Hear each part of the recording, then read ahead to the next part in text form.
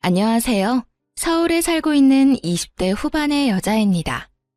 집에 있기보다는 외출해서 사람도 만나고 쇼핑도 하는 걸 좋아해서 사실 이런 채널을 즐겨 듣지는 않았어요. 그런데 한창 결혼 문제로 힘들 때 이곳의 사연을 우연히 듣게 되었는데 비슷한 고민을 가진 사연자의 얘기에 빠져들어 눈물까지 흘리게 되더라고요. 그때 마음이 좀 치유가 된 느낌이랄까요? 나 같은 사람이 또 있구나. 나만 힘든 게 아니구나. 이런 생각을 하면서요. 그렇게 이곳의 사연을 꾸준히 듣게 되었답니다. 그러다 보니 벌써 그 남자와 헤어진 지 1년 가까이 흘렀네요. 이제 마음의 상처도 많이 아문 것 같아요. 이 채널에서 받았던 위로를 다른 분들께도 드리고 싶어서 용기 내 사연을 써봅니다. 지금 생각하면 정말 현명한 선택을 했던 저의 이야기. 한번 들어주시겠어요? 그 당시 전 서울 강남의 어느 성형외과에서 원무과 직원으로 일하고 있었습니다. 상담을 진행하진 않았고 주로 접수와 결제 담당이었어요. 빌딩의 한 층을 통으로 썼기 때문에 규모가 꽤 컸거든요. 그래서 직원들이 많았고 예약하는 환자들도 많아서 매일 정신없이 일했었어요. 원무과 쪽은 처음이어서 일을 배우느라 더 정신이 없는 상태였죠. 병원은 16층짜리 빌딩에 있었는데 다른 회사나 로펌도 있었어요. 아침에 엘리베이터를 기다리는데 어느 날부터인가 어떤 남자가 눈에 띄더라고요. 항상 세련된 양복 차림에 참 훈훈한 남자였어요. 몸매가 호리호리하고 얼굴도 여자들이 좋아할 정도로 잘생겼고요. 하루는 병원 사람들이랑 점심을 먹고 들어오는데 또 그 남자와 마주친 거예요. 그러자 다른 직원들이 쑥덕대기 시작하더군요. 저 남자 진짜 훈남이다. 보면 가슴이 떨린다니까. 저번에 누가 봤는데 로펌으로 들어가더래. 혹시 변호사 아니야? 저 얼굴에 변호사면 대박이다. 뭐 그냥 그런가 보다 싶었죠. 그때는 병원 일 끝나면 퇴근해서 친구들이랑 놀기 바빴고 격일마다 운동도 열심히 해서 인생이 너무 재밌는 시절이었거든요. 그래서 남자에게는 별로 관심이 없었죠. 또 전혀 상관없는 사람이기도 했으니까요. 그런데 이상하게 자꾸 그 남자랑 눈이 마주치는 거예요. 나중에 안 거지만 그 남자가 제 쪽을 계속 쳐다봐서 그런 거였어요. 그로부터 한 달 정도 지났을까요? 퇴근하는데 비가 막 내리더라고요. 그래서 택시를 잡으려고 하는데 갑자기 누가 옆으로 쓱 다가오더군요. 놀라서 옆으로 얼른 피하고 보니 우산을 든 그 남자였어요. 혹시 버스 타시면 같이 정류장까지 가실래요? 전 버스 타러 가거든요. 네? 아니요. 전 여기서 그냥 택시 타려고요. 지금 막히는 시간이라 택시 타면 요금 엄청 나올 텐데. 어디까지 가시는데요? 집이 그렇게 멀지 않아서 괜찮아요. 배려해 주셔서 감사합니다. 마침 택시가 와서 얼른 잡아 탔어요. 힐끗 뒤를 보니 남겨진 남자가 택시를 멀거니 보고 있더라고요. 그런데 그 이후로 저를 만나면 먼저 인사를 건네기 시작하는 거예요. 다른 직원들이 그 모습을 보고 난리가 났죠. 남자는 혼자 점점 친한 척을 하더니만 같이 저녁을 먹자더군요. 사실 그렇게 싫지는 않아서 함께 식사까지 하게 되었어요. 전 12층 로펌에서 일해요. 변호사 5년 차고요. 다른 거 하다가 다시 로스쿨 들어가서 공부하고 지금까지 일만 했어요. 그래서 그런가 여자친구 없이 지낸 지 엄청 오래됐네요. 아, 네. 근데 왜 그런 말을 하세요? 혹시 저한테 관심 있어요? 네. 몇 달 전부터 언제 말을 걸어야 하나 타이밍 보고 있었는데 몰랐어요.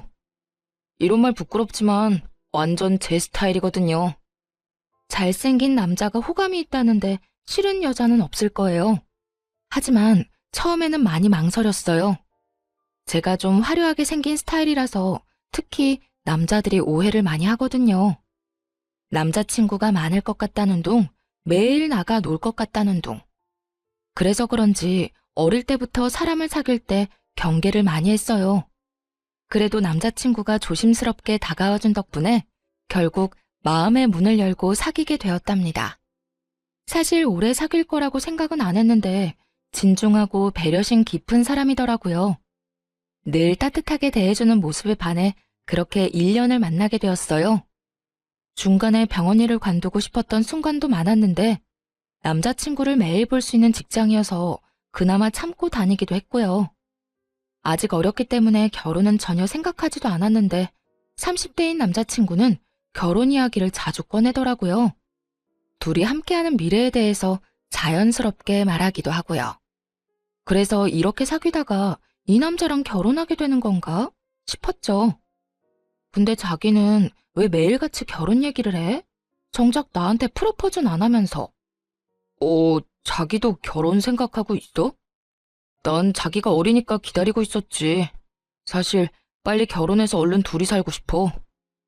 결혼이 무슨 소꿉장난도 아니고 준비할 게 많잖아. 부모님도 배워야 하고 서로 재산도 좀 맞춰보고 예산도 세워야 하고. 우리 예슬이 모은 돈 좀 있나 봐. 난 내가 다 해야 하나 걱정하고 있었는데 아무래도 자기 월급이 그렇게 많진 않을 거 아니야. 자기가 변호사긴 하지만 그렇게 많이는 못 벌지. 요즘 변호사들이 워낙 많으니까. 사실 그렇지. 예전처럼 많이 벌지는 못해. 그래도 너 하나는 내가 책임질 수 있어. 그렇게 말하는 남자친구를 보니 귀엽기도 하고 애틋하기도 하더라고요. 그래서 저도 자연스럽게 결혼에 대해 긍정적으로 생각하게 됐어요. 그 사이 남자친구한테 로맨틱한 프로포즈를 받아 승낙도 했고요. 앞으로 사랑하는 남자와 결혼해서 꽃길만 걸을 거라는 설렘으로 가득 차 있었죠. 지금 생각하면 참 어린애 같았지만요. 그러던 어느 날 남자친구가 심각하게 자기 집 얘기를 꺼내는 거예요. 나는 사실 엄마랑 둘이 살고 있어. 아버지가 나 대학생 때 갑자기 병으로 돌아가셔서 엄마가 우울증에 걸리셨거든. 로스쿨 다니느라 집도 팔아서 더 작은 집으로 이사 갔고 그나마 내가 변호사가 돼서 다행이지. 우리 엄마 그거 하나 보고 사셔. 그러셨구나. 난 그냥 평범한 집에서 자랐어. 자기한테 그런 아픔이 있는 줄 몰랐네. 그래도 이렇게 변호사까지 되고 대단한 거야 정말. 저기 내가 엄마한테 자기에 대해 말씀드려봤거든? 여자친구 있다고. 결혼 생각한다고 하니까 직업이랑 집안을 바로 물으시더라고. 그래서 아직 자세히 말씀은 못 드렸는데 자기 직업이 전문직은 아니니까 우리 엄마가 반대하실 수도 있을 거야. 어쩌면 좀 모질게 구실 수도 있고. 그래? 좀 걱정되긴 한다. 난 자기 어머님이 반대하시면 억지로 결혼할 마음은 없어. 자기 너무 냉정하게 말한다. 난 엄마를 어떻게 설득할지 고민하느라 머리가 터질 것 같은데. 저기, 나를 사랑하면 엄마가 모질게 대하더라도 좀 참아줄 수 없을까? 사실 자기가 공부 열심히 해서 좋은 직업 가졌으면 이런 걱정 안 했을 테니까. 남자친구가 이렇게 말하는데 좀 어이가 없더라고요. 병원에서 접수하는 일을 한다고 엄청 하찮게 여기는 느낌이었죠. 나에 대해 많이 아는 것도 아니면서 말이에요. 사실 남자친구에게 집안에 대한 작은 비밀을 숨기고 있었는데 그냥 다 말해버릴까 하다가 아직 때가 아닌 것 같아 입을 다물었어요. 어릴 때부터 주변 사람들한테 우리 집 얘기는 절대 안 했거든요. 친구들한테도 그냥 평범하게 산다고만 하고 이러쿵저러쿵 말한 적도 없어요. 남들한테 쓸데없는 말 하지 말라고 부모님이 항상 신신당부하셔서 그렇게 됐죠. 일단은 말을 아끼고 다시 만남을 이어가던 어느 날이었어요. 먼저 퇴근하고 건물 입구 앞에서 남자친구를 기다렸죠. 때마침 남자친구가 나오길래 인사하는데 어떤 중년 여자가 툭 치고 가는 거예요. 게다가 남자친구 이름을 크게 부르면서요. 한눈에 봐도 남자친구 엄마라는 걸 알 수 있었어요. 남자친구도 놀랐는지 제 쪽을 휙 쳐다보더라고요. 엄마, 여기까지 웬일이에요? 언제 끝날 줄 알고요. 전화를 미리 하시죠. 우리 변호사님 이렇게 퇴근한 거 보는 게 엄마 행복이야. 아휴, 멀리서 오는 거 보는데 너무 멋있더라.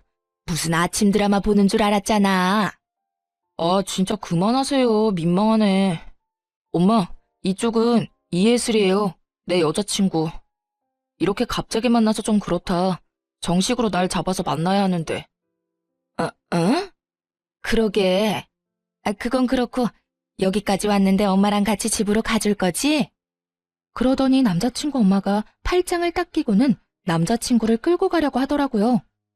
남자친구는 당황하면서 저를 쳐다봤고요. 근데 오늘 예슬이랑 선약이 있는데? 그러니까 연락을 먼저 하셨어야죠. 아님 이렇게 된 거 우리 셋이서 저녁 먹을까요?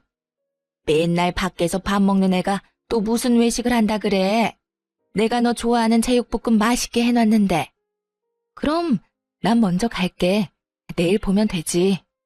어머님, 다음에 뵙고 정식으로 인사드릴게요. 그런데 진짜 너무 웃겼던 게 뭔지 아시나요? 남자친구 엄마는 저를 한 번도 안 쳐다봤고 마치 없는 사람 취급했다는 거예요. 당연히 인사도 받아주지 않았죠. 제 존재 자체를 그냥 신경도 안 쓰고 지나쳐버리더라고요. 저에 대해 당연히 알고 있었을 텐데 완전히 무시하는 태도를 보니 화가 나더군요.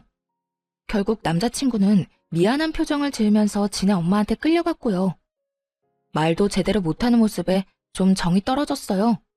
그래서 일부러 다음 날까지 연락을 받지 않았네요. 엄청 미안했는지 병원 문 앞까지 찾아와서 기다리고 있더라고요. 자기야, 어젠 진짜 미안했어.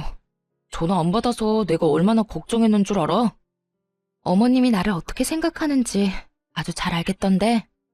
그래도 그렇지 사람을 앞에 두고 어떻게 그렇게 모르는 척을 하셔? 그러게 말이야. 나도 집에 가는 길에 엄청 뭐라고 했어. 우리 엄마가 원래 그런 분이 아닌데 진짜 미안해. 어제 나 처음 보신 거잖아. 뭐라고 하셔? 자기한텐 솔직하게 말하셨을 거 아니야. 숨기지 말고 말해봐.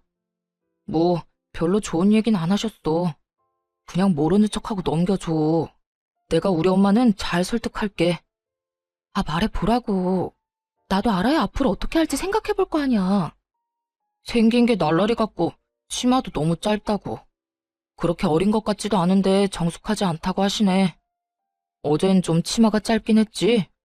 난 그런 거 좋아하지만. 날라리라니. 진짜 어이가 없더라고요. 어차피 곧 우리 집에도 인사를 가야 하니까 이번 기회에 다 털어놓기로 했어요. 우리 집에 인사 오기 전에 미리 말할 게 있어. 무슨 말인데? 혹시 무슨 달동네 산다는 말 아니지? 자기 경제 사정 안 좋다는 건 나도 짐작했어. 괜찮아. 아니? 그건 아니야. 우리 집 가면 놀랄까봐 미리 말해주는 거야. 사실 내가 지금 일하는 병원 원장이 우리 오빠야. 우리 오빠가 성형외과 전문이거든. 진짜야? 아, 그래서 거기서 일하는 거구나. 아, 그럼 자기가 해외에서 학교 나왔다고 한 것도 진짜겠네. 사실 안 믿었거든. 응. 나 미국에서 대학 다니다가 사정이 있어서 다시 한국으로 돌아온 거야. 우리 집 못 살지 않아. 자기랑 결혼하려는 이유 중 하나가 뭔지 알아? 자기가 내 배경 안 보고 나 그대로를 사랑해줘서야. 암튼 일단 가보면 알겠지. 너무 걱정하지 마. 자기가 그렇게 말하니까 얼떨떨하면서도 좀 무섭네. 나 마음에 안 들어 하실까봐 걱정된다. 네, 맞아요. 사실 아버지께서 부동산으로 재산을 많이 불리셔서 부유하게 자랐답니다. 서울의 빌딩 포함해서 건물이 3채 정도 있는 걸로 알고 아버지는 임대업 전문으로 투자회사를 하고 계시고요. 다행히 오빠가 의사가 되어준 덕분에 저는 자유롭게 자랐어요. 그런데 디자인을 전공해 뉴욕으로 대학을 갔다가 교통사고로 다리를 다쳤거든요. 그래서 어쩔 수 없이 졸업을 못하고 귀국하게 된 거였답니다. 공부를 못하게 되니까 미래도 불투명해져서 심적으로 정말 힘든 시기였어요. 방황도 많이 해서 부모님 속도 많이 썩였죠. 방에만 처박혀 있으니까 보다 못한 부모님이 끌어내서 일을 시키신 거였어요. 오빠 병원에서 아르바이트라도 하라면서요. 확실히 규칙적인 일상을 보내고 사람들이랑 대화도 하니까 많이 건강해졌어요. 거기다 남자친구를 만나게 되면서 더욱 생기가 생기고 웃음도 많아져서 그런지 부모님도 벌써부터 남자친구를 좋게 생각하고 계시더라고요. 그래서 용기 내서 남자친구랑 집에 간다고 말씀드릴 수 있었죠. 드디어 우리 집에 인사하러 오는 날이 되었어요. 집을 본 남자친구가 말을 잃고 벙쪄 있더라고요.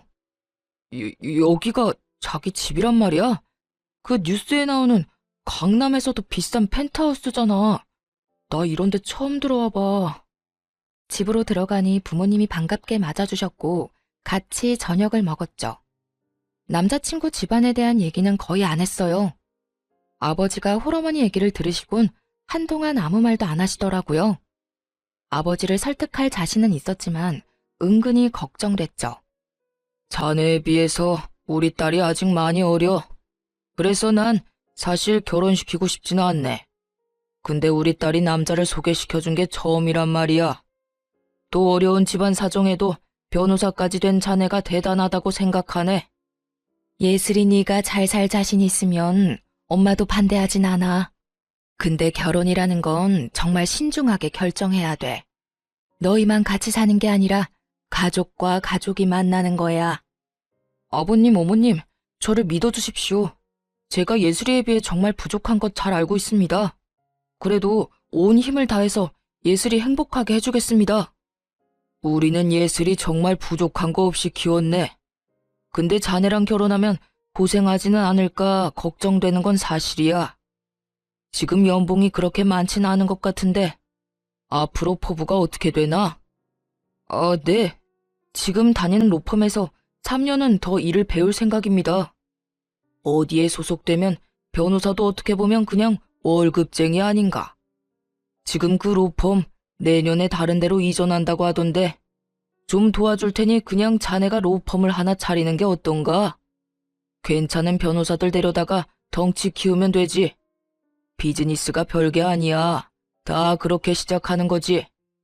그 말을 듣고 남자친구 얼굴이 환하게 밝아지는 게 눈에 보이더라고요. 월급쟁이로 살다가 아버지가 로펌을 하나 차리게 도와주신다니 얼마나 놀랐겠어요. 우리 집에서 나와서도 흥분을 감추지 못하더군요. 아버님이 진짜 통이 엄청 크시다. 로펌을 차려주신다니. 자기를 만난 게 내 인생의 기적이야. 그동안 힘들게 살았는데 그래서 하느님이 자기 같은 귀인을 만나게 해주셨나 봐. 너무 앞서 나가지는 마. 내년 이후의 일이잖아. 지금은 우리 결혼 준비가 더 중요한 거 아니겠어? 그래서 말인데 우리 집에 대한 얘기는 자기 어머님한테 말 안 했으면 좋겠어. 왜 말을 하지 마? 우리 엄마 엄청 좋아하실 텐데. 가뜩이나 자기 마음에 안 들어 하셨는데 완전히 좋은 기회잖아. 그래서 싫다는 거야. 내가 날라리 같다고 싫어하셨는데 우리 집 배경 때문에 태도 달라지는 거 싫어.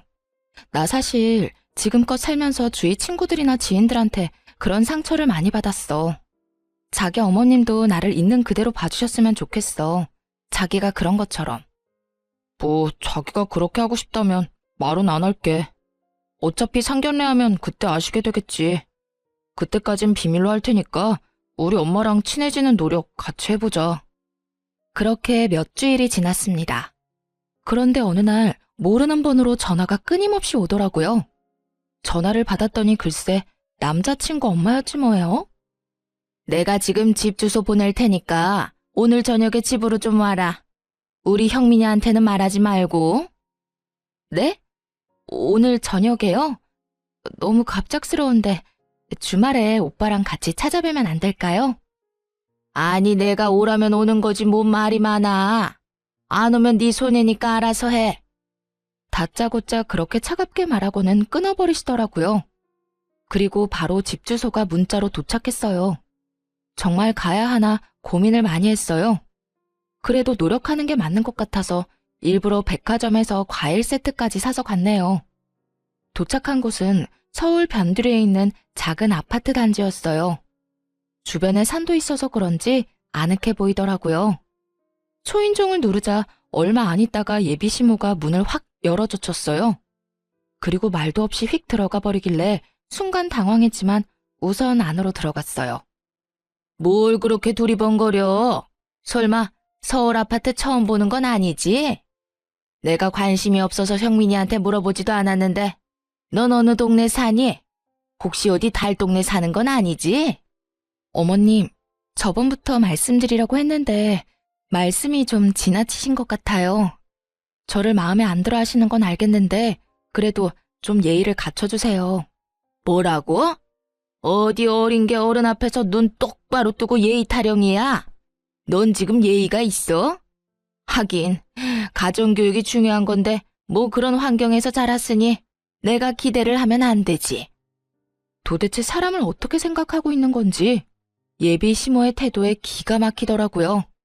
그래도 꾹 참고 과일 바구니를 내밀었는데 예비 시모가 혀를 쯧쯧 찼답니다. 너 병원 접수원이라고 하던데 돈이 썩어나니? 이게 얼마나 비싼데 이렇게 척척 싸와? 이런 것만 봐도 네 머리가 얼마나 텅텅 비었는지 알겠다. 어머님께서 과일 좋아하신다고 해서 일부러 멀리까지 가서 사온 거예요. 그냥 맛있게 드셔주세요. 그렇게 많이 안 비싸요. 아이고, 이게 안 비싸다고? 네 수입이 뻔한데 낭비가 너무 심한 거 아니니? 데이트할 때 우리 아들 돈 다 털어먹는 거 아니야? 힘들게 돈 벌어서 뭔 짓인지. 저 오빠랑 데이트 비용 반반씩 내거든요. 마음에 안 드신다고 해도 왜 그렇게 절 대하시는지 잘 모르겠네요. 저는 그냥 어머님이랑 친해지고 싶어서 온 거예요. 우리 아들 구워 삶은 것도 모자라서 나도 어떻게 해보려고? 어림도 없지. 그래, 우리 아들이랑 그렇게 결혼하고 싶으면 오늘 저녁 좀 차려봐. 내가 우리 아들 밥 하나는 참 잘해 먹였어. 너랑 결혼했다가 라면만 먹게 할 순 없으니까 요리 솜씨가 어떤지 좀 보자. 만약 제대로 못하면 절대 우리 아들이랑 결혼 못할 줄 알아. 저 말 들으니 진짜 기가 막히더라고요. 저요, 여태껏 밥 한 번 안 하고 자랐어요. 자랑하는 게 아니라 항상 집에 도우미 아주머니가 계셨거든요. 앞으로도 청소며 요리에 매달릴 생각 없었고요. 그리고 결혼하면 둘이서 알아서 밥 차려 먹고 잘 살 텐데 예비 시모가 말하는 것을 들으니 무슨 노예를 구하는 것 같았죠. 저는 결혼해도 일할 거예요. 집에서도 요리해 본 적 없고요. 부모님도 저한테 밥 차리라고 말씀하신 적 없어요. 무슨 며느리 뽑는 선발전 하는 것도 아니고 밥 못하면 결혼 못한다고 말씀하시는 게 너무 어이가 없네요. 저 그만 가볼게요. 이거 말하는 꼬락서니 좀 봐. 야, 너 거기 안 서? 나가기만 해봐. 당장 부엌으로 들어가. 예비 시모의 눈이 갑자기 휙 돌더니만 제 목덜미를 잡아채더군요. 그러고는 주방으로 막 끌고 가기 시작했어요. 순간 너무 무서웠죠. 내가 우리 아들을 어떻게 변호사로 만들었는데 니까짓 게 뭔데? 가진 게 없고 이뤄놓은 것도 없으면 뭘 해줄 수 있는지 보여줘야 하는 거 아니야? 집에서 우리 아들 수발 잘 들고 밥이라도 잘해야 할 거 아니야? 예비 시모를 확 밀치며 말했어요. 이게 무슨 짓이에요? 사람 죽일 일 있어요? 그쪽 아들이랑 결혼 안 하면 되죠? 당장 헤어져 줄게요. 이제 만족하세요? 비켜요. 그대로 달려서 현관문으로 갔죠. 눈물이 하염없이 나고 목은 너무 아프고 살면서 이런 일은 처음이었어요. 그때 정말 짠 것처럼 남자친구가 들어오더군요. 제 얼굴을 보고는 깜짝 놀라 자기 엄마한테 무섭게 소리치기 시작했어요. 이게 뭔 짓이에요? 내가 예슬이 부르거나 연락해서 이상한 짓 하지 말라고 했죠? 변호사가 뭐 그렇게 대단하다고 만나는 여자들마다 떼어놓으려고 난리냐고. 진짜 미쳤어요? 예, 난 다 너를 위해서 그러는 거지. 그깟 변호사라니? 네 얼굴에 네 직업이면 열쇠 3개는 기본으로 주는 여자도 만날 수 있단 말이야. 어디서 맨날 거지 같은 애들만 데려오니까 그러는 거 아니니? 그 말을 듣자 정신이 확 들더군요. 그동안 믿었던 남자친구한테도 배신감이 들었고요. 물론 저를 만나기 전에 다른 여자야 만났겠지만 그동안 그런 말 전혀 없었거든요. 저번에 그 선생이라는 계집애도 떨쳐내느라 얼마나 힘들었는데. 그런데 이번엔 이런 날라리 꽃뱀을 데려와? 자기야, 일단 나가자. 내가 다 설명할게. 소리치는 예비 시모를 뒤로 하고 겨우 나왔습니다. 남자친구의 차에서 진정될 때까지 멍하게 앉아 있었어요. 이런 일이 생기다니 진짜 꿈을 꾸는 것 같더라고요. 남자친구한테 가기 전에 미리 말을 해놔서 다행이지. 저 혼자였다면 더 못된 일도 당했을 것 아니겠어요? 엄마가 한 말은 너무 신경 쓰지 마. 내가 다 미안하다. 자기야, 이런 일로 나 버리는 거 아니지? 자기가 원하면 엄마랑 인연 끊고 살게. 진짜야. 나도 정말 지긋지긋해. 그래도 키워주신 엄만데 어떻게 천륜이 끊어지겠어. 나랑 인연을 끊는 게 훨씬 빠를 것 같은데. 그리고 다른 여자 얘기는 뭐야? 다 지나간 일이니까 굳이 말 안 한 거야. 예전에도 결혼할 여자가 있긴 했어. 근데 엄마가 하도 괴롭혀서 결국 헤어졌거든. 그럼 나한테 그 말도 했어야지. 그래야 자기 어머님이 어느 정도인지 알잖아. 난 오늘 일 너무 충격적이야. 내가 대신 이렇게 빌게. 진짜 미안해. 그래서 자기 집안에 대해서 미리 말하자고 한 거야. 그러면 엄마가 잘 대해주실 게 확실하고 결혼까지 아무 문제 없으니까. 그거야 자기한테 유리한 입장인 거고 내가 굳이 그렇게까지 하면서 결혼할 필요는 없는 것 같아. 우리 좀 생각할 시간을 갖자. 당분간 연락하지 마. 계속 붙잡는 남자친구를 밀어내고 얼른 제 차로 돌아가 버렸어요. 그런데 2주 정도 시간이 흘렀는데도 남자친구에게선 진짜 연락 한 통 없더라고요. 이렇게 끝내는 게 맞다고 수십 번 되뇌면서도 괘씸한 마음이 들었죠. 참 이상하게도 건물 안에서도 마주치질 않더군요. 그렇게 일주일이 더 지났는데 엘리베이터 앞에서 드디어 남자친구를 마주쳤어요. 그런데 정말 다른 사람처럼 너무나 초췌하게 변해 있는 게 아니겠어요? 그 사람이 저를 보며 힘없이 씩 웃자 저도 모르게 눈물이 왈칵 쏟아지더라고요. 결국 그날 저녁에 만나서 얘기를 하게 됐죠. 나 2주 동안 병가 내고 사무실 못 나갔어. 자기랑 못 만나니까 진짜 지옥 같더라고. 병가를 다 써서 결국 다시 출근하는데 이번에는 자기 마주칠까봐 너무 무섭고 어떻게 해야 될지도 모르겠고. 남자가 뭐 그렇게 용기가 없어? 그렇게 나랑 결혼하고 싶으면 어떻게든 잡든지 행동하는 걸 보여줘야지. 자기가 나한테 과분한 사람인 걸 아는데 염치 없이 어떻게 그래? 그런 수모를 겪게 하면서까지 잡을 수는 없지.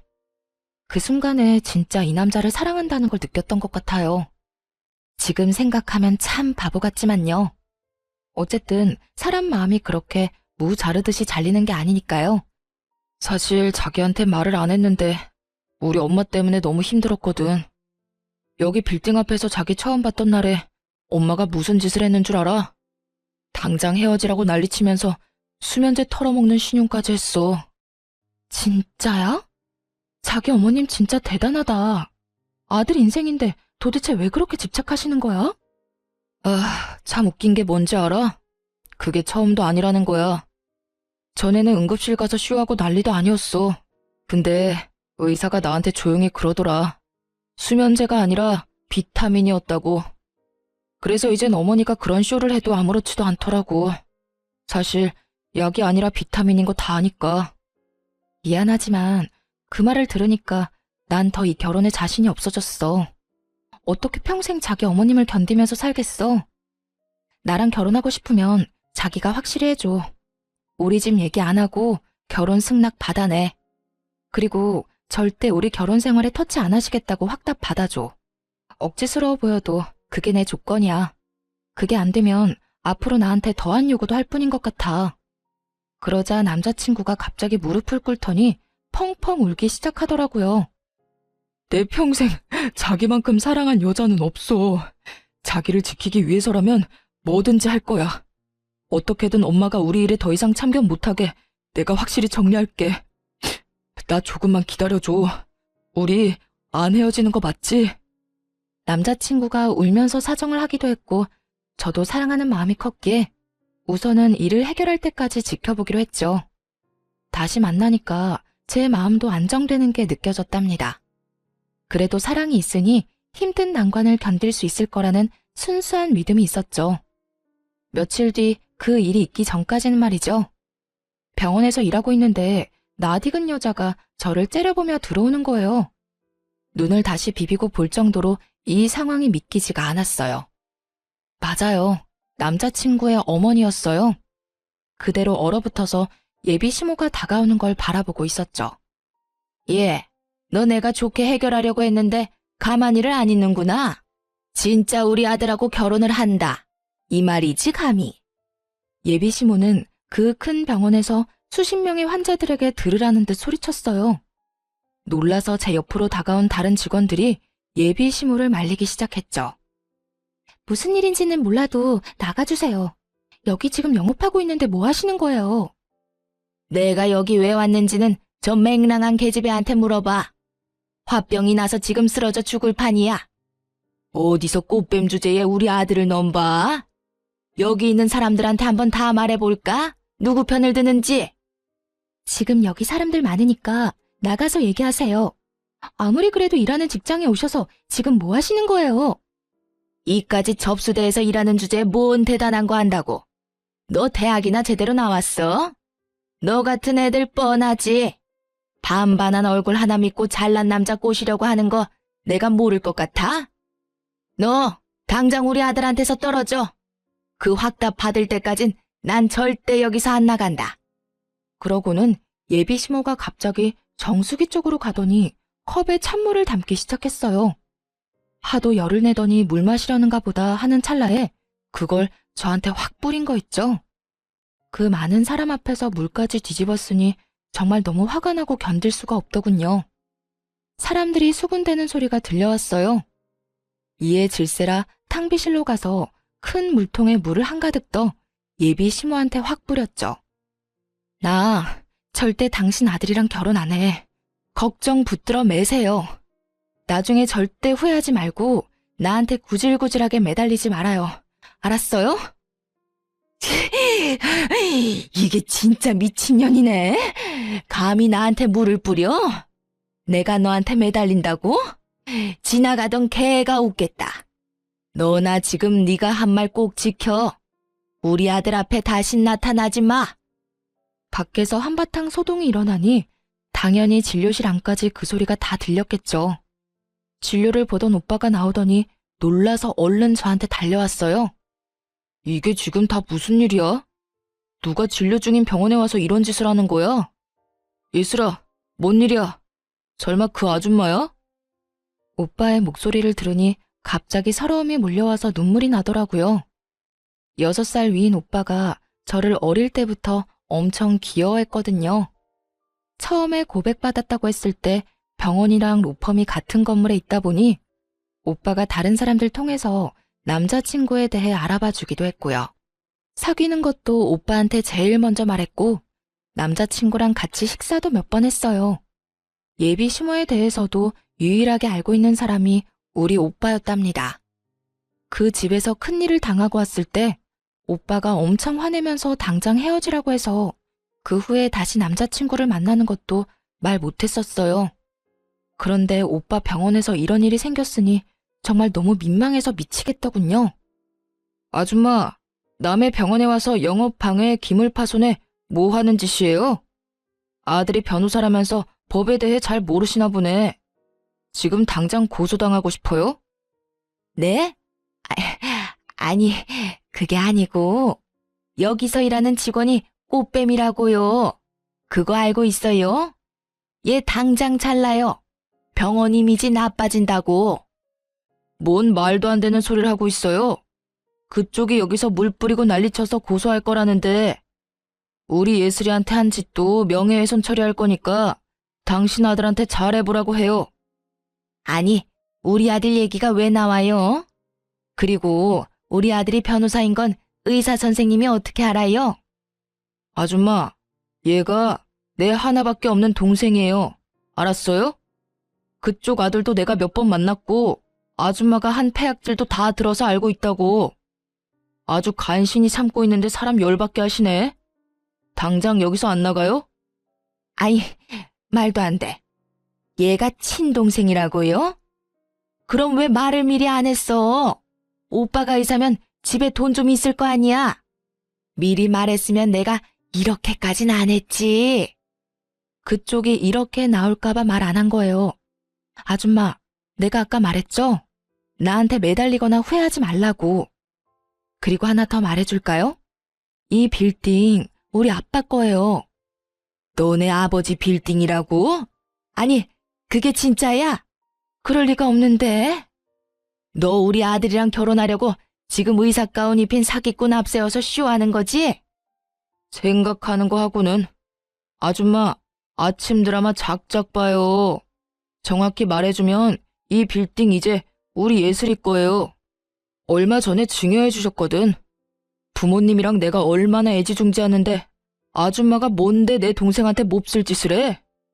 아, 진짜 안 되겠다. 너 오빠한테는 헤어졌다고 했잖아. 오빠가 한숨 쉬며 어디론가 전화를 걸었어요. 상대가 누구인지는 안 봐도 바로 알 수 있었죠.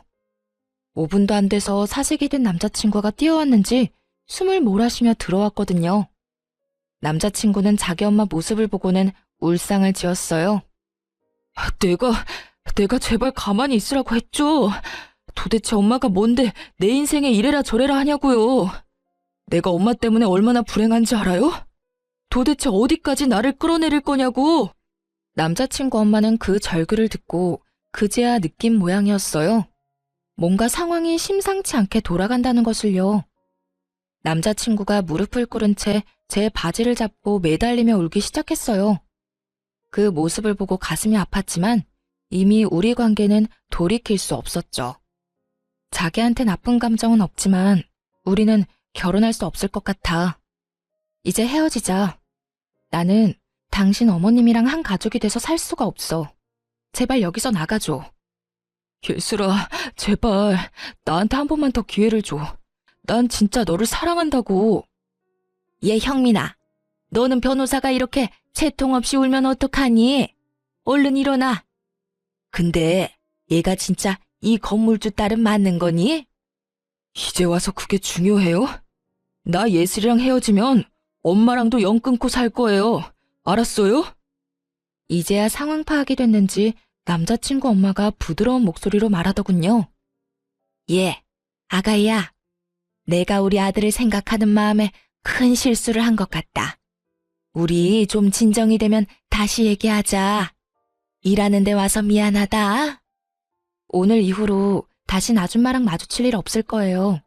상황 다 알았으니까 이제 그만 가주세요.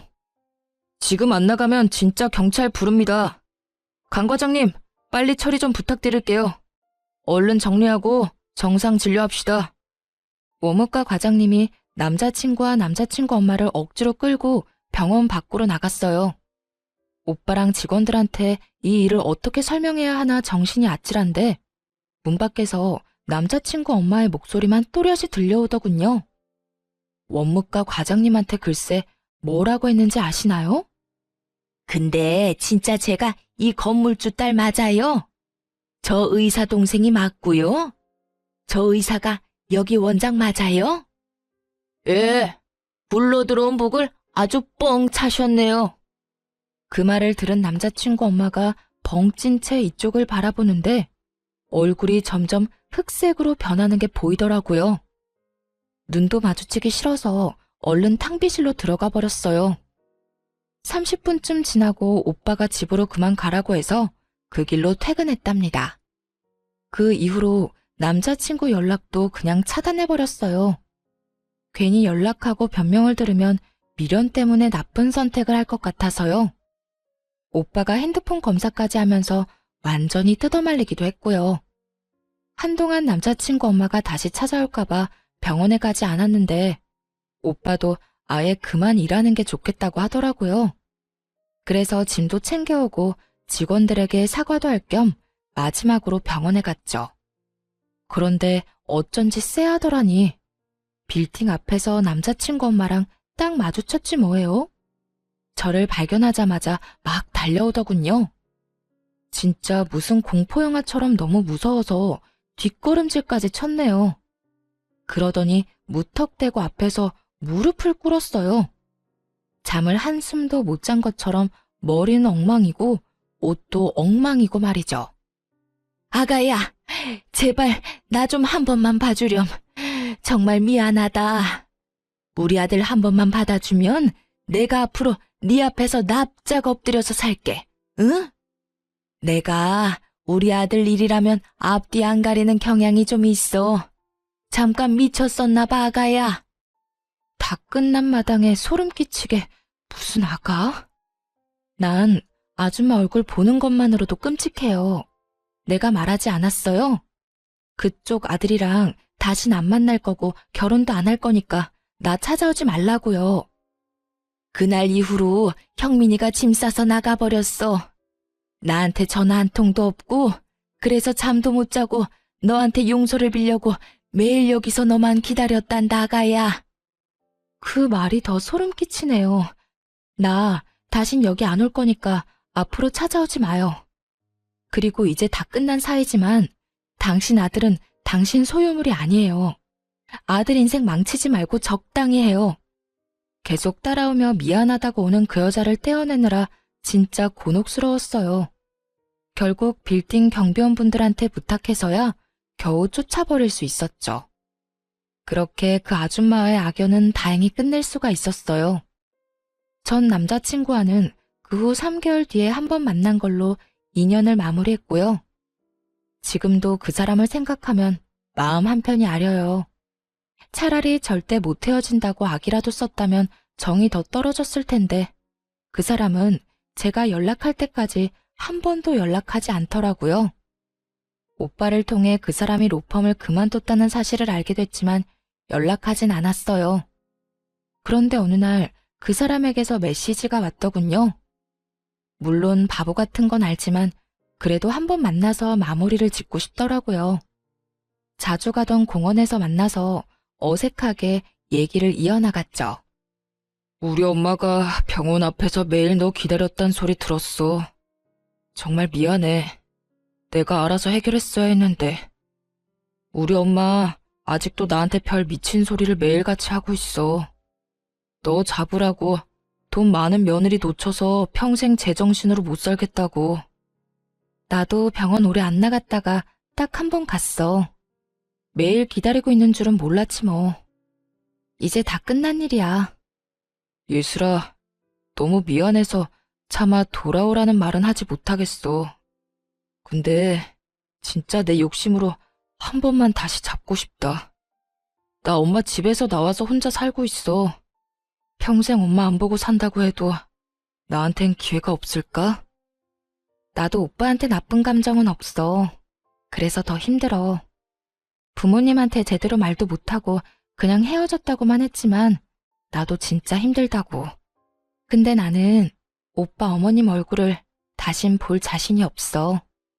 영 끊겠다고 하지만 오빠랑 있는 동안은 어찌됐든 소식을 듣게 될 거잖아. 난 오빠보다 내 인생이 더 중요해. 그래, 잘 알고 있어. 마지막으로 나도 욕심 부려본 거야. 앞으로 좋은 사람 만나서 행복하게 살아. 그 사람과의 인연은 그렇게 끝이 났답니다. 저는 공부를 다시 하기 위해 곧바로 준비해서 다시 미국으로 유학을 떠났어요. 지금은 미국에서 생활 중인데 저녁에 이곳의 사연을 종종 듣고 있죠. 한국을 향한 향수를 달랠 수 있어서 참 좋아요. 가끔 오빠와 통화를 하는데 놀라운 소식이 뭔지 아세요? 그 아줌마가 아직도 빌딩 근처를 돌아다니는 것 같다고 하더라고요. 진짜 정신이 이상해진 거 아닐까 싶어요. 하긴 그렇게 돈 많은 집 며느리 찾으려고 난리치다가 자기 때문에 놓쳐버렸으니 저 같아도 속 쓰려서 제대로 못 살 것 같네요. 상처도 많이 받고 이상한 일을 겪은 터라 앞으로 결혼할 수 있을지 모르겠지만 지금은 우선 공부를 잘 끝내는 걸 목표로 지내고 있어요. 제가 타지에서 잘 살아갈 수 있도록 듣고 계신 분들이 힘을 주셨으면 좋겠습니다. 이야기 들어주셔서 감사드리고 좋은 날만